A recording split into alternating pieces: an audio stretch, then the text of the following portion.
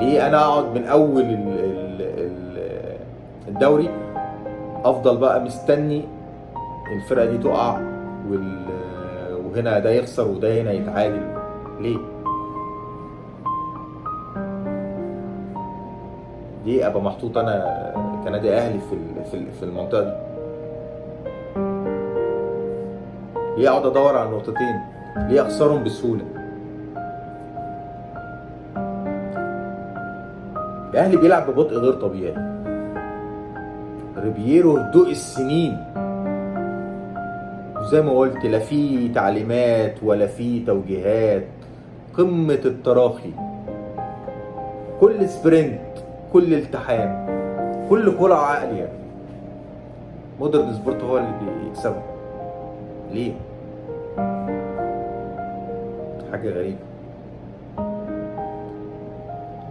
لحد الدقيقة 49 مفيش كورة اتشاطت على ابو جبل.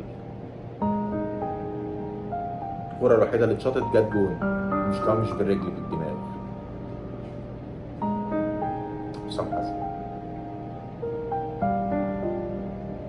حسام حسن بعدها يتعادل. فزلكت مصطفى زي ما انا قلت. ليه؟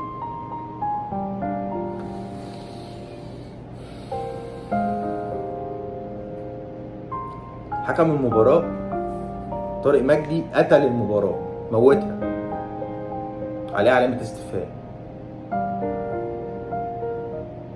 عندك إيبا مثلا خد انذار في الدقيقة الثانية مع التحام مع تريزيجيه، المفروض يطرد في الدقيقة 45. لا اداله انذار تاني ولا اداله طرد. ما كفاية بقى، خدت انذار مرة واحدة. داخل بإيده في وش زيزو الدقيقة 45، اداله فاول.